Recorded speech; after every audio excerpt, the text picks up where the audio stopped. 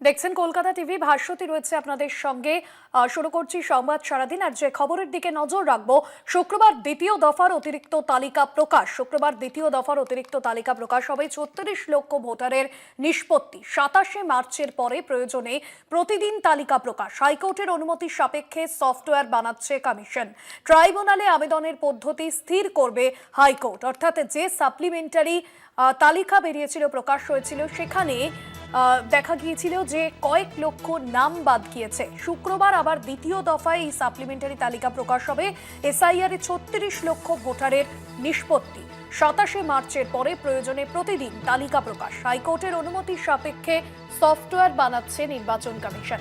ট্রাইব্যুনালে আবেদনের পদ্ধতি স্থির করবে হাইকোর্ট। শুক্রবার দ্বিতীয় দফার অতিরিক্ত তালিকা প্রকাশ নির্বাচন কমিশনের। এসআইআর এ ৩৬ লক্ষ ভোটারের নিষ্পত্তি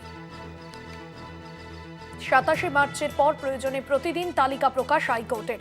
সত্যসুন্দর রয়েছেন ফোন লাইনে। সত্যসুন্দর, কমিশন সূত্রে কি জানতে পারছো বিষয়?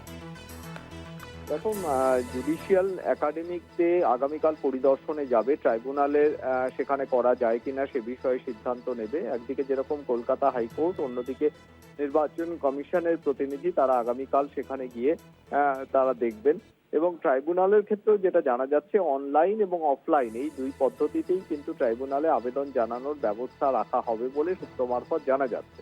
এবং এর পাশাপাশি আগামীকাল যেহেতু দ্বিতীয় দফার এই সাপ্লিমেন্টারি তালিকা প্রকাশিত হচ্ছে, সেক্ষেত্রে তার পরবর্তী সাপ্লিমেন্টারি তালিকা প্রতিদিন প্রকাশ করা যায় কিনা সেই ব্যাপারে কিন্তু কলকাতা হাইকোর্ট তাদের সিদ্ধান্ত জানাবে। এবং সেই কলকাতা হাইকোর্টের সঙ্গে অনুমতি সাপেক্ষেই কিন্তু পরবর্তী ক্ষেত্রে প্রতিদিন সেটা প্রকাশ করা যায় কিনা সে বিষয়ে চিন্তা ভাবনা করবে নির্বাচন কমিশন।